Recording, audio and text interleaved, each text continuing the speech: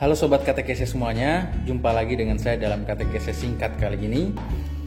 Kali ini saya ingin menjelaskan sebuah kata yang sudah tidak asing lagi di telinga kita sebagai seorang Katolik, yakni kata liturgi.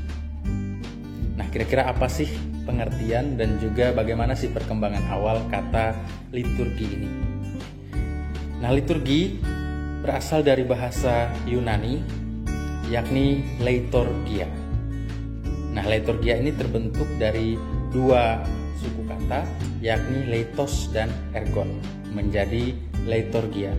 Leitos ini adalah kata sifat dari kata benda laos, yang artinya bangsa. Sedangkan ergon ini artinya karya. Maka secara harafiah dapat kita katakan leitorgia yaitu karya atau pelayanan yang dibaktikan untuk kepentingan bangsa. Nah, dalam tradisi kebudayaan masyarakat Yunani kuno, istilah liturgia ini biasanya digunakan atau diperuntukkan untuk menunjukkan kerja bakti atau kerja pelayanan yang tidak dibayar atau iuran dari masyarakat untuk negara. Maka jelas bahwa pada masa itu istilah liturgia ini mempunyai arti yang sangat profan dan politis. Jadi tidak kultis seperti yang kita ketahui atau yang kita pikirkan sekarang ini. Namun lambat laun dalam perkembangannya, dalam perkembangan sejarah, istilah liturgia ini pada abad keempat pengertiannya diperluas, yakni untuk menunjukkan karya pelayanan secara umum. Jadi untuk menunjukkan berbagai macam jenis pelayanan.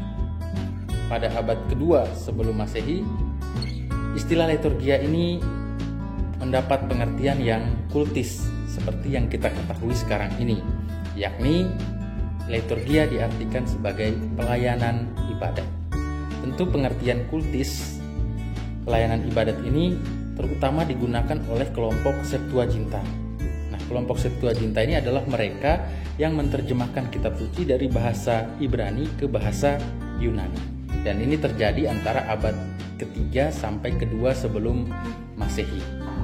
Nah, dalam penggunaan istilah liturgia oleh kelompok Septuaginta ini, liturgia atau liturgi yang kita kenal sekarang itu diartikan sebagai pelayanan ibadat yang dilakukan oleh para imam.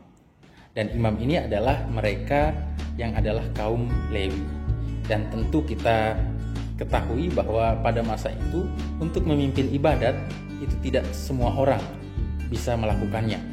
Tentu hanya orang-orang yang sudah ditentukan dan dipilih Allah secara khusus, yakni mereka yang berasal dari keturunan Lewi. Maka pelayanan ibadat yang dilakukan di Bait Allah itu dilaksanakan oleh keturunan Lewi. Maka jelas istilah liturgia yang awalnya mempunyai arti yang sangat profan dan politis mengalami perkembangan dari tahun ke tahun, dari abad ke abad, sehingga mempunyai arti yang sangat kultis seperti sekarang ini, yakni pelayanan ibadat yang dilakukan oleh imam. Nah, sehingga tidak salah Bapak Ibu, teman-teman, saudara-saudari, sobat katekese semua, jika pemikiran, pandangan kita ketika mendengar kata liturgi langsung mengarah kepada hal-hal yang kultis, hal-hal yang rohani, hal-hal yang menyangkut dengan kehidupan iman kita.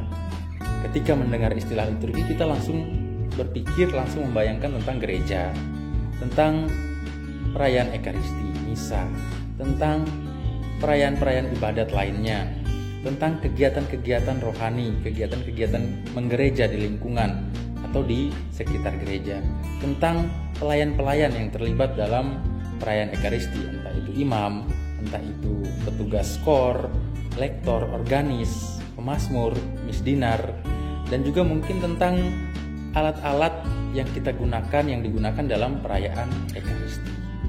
Maka pengertian liturgi yang semula adalah kerja atau pelayanan yang dibaktikan untuk kepentingan bangsa, lambat laun pengertian liturgia ini mengalami perkembangan menjadi kerja, pelayanan, perayaan bersama yang dibaktikan oleh seluruh umat bagi Allah.